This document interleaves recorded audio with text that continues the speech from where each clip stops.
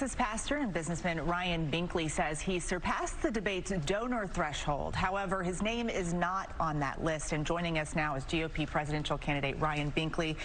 So you got the donor requirement. You also had to have at least 1% in a certain number of qualifying polls.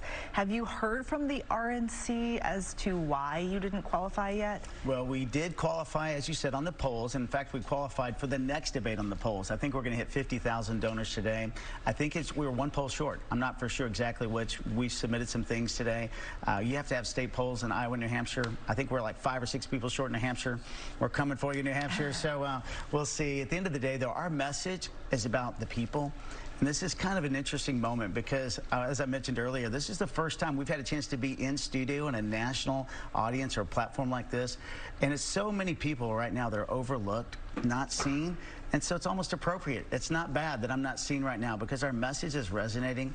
We've been to 62 counties in Iowa, talking to people, just like they're different location, but just like the people here on the streets, and they want to be seen and see, is anybody listening? And that's what we're doing. The message is ringing clear. And I know you want to talk about your plan, but let's talk about President Trump for just a moment. Okay, sure. You have called the indictments against the former president political, and you say if you're elected president, that you would likely pardon him if he is convicted on federal charges. Why?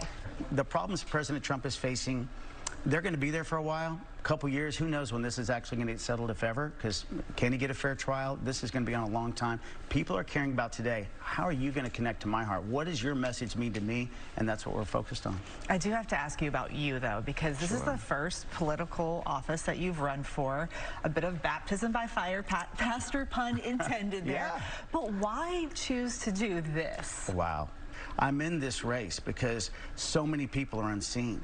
And right now, our party's doing the same lineup as before. They're running the same playbook. If we only won 46% of the vote, it's like we're 4 yards short of a touchdown. We keep running the same play over and over again. I'm saying we've got to throw out that playbook. How are we going to connect to college students? My plan, I want to connect. My wife and I did young adult ministry for 17 years before we started our church. Young adults want to know, do you care about me? How do you care about the poor? How are you connecting to people's lives? We want to see that happen and change because their future's at stake.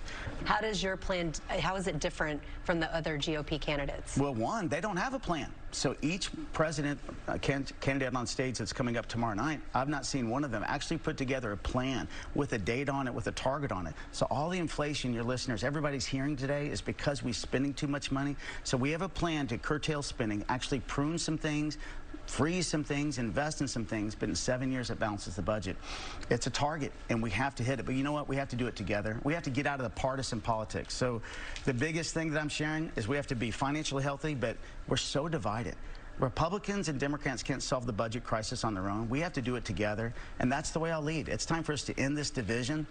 We're so broken as a country. You know, Abraham, I think Lincoln said it this way, we'll never be defeated from the outside. If we stumble, it's because we'll be defeated by ourselves, and that's what we're doing. We're fighting ourselves, and I will lead as president to unite our country, solve some of these big problems together.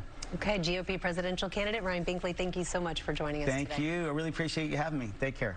Just ahead right here on GMA3, rebuild.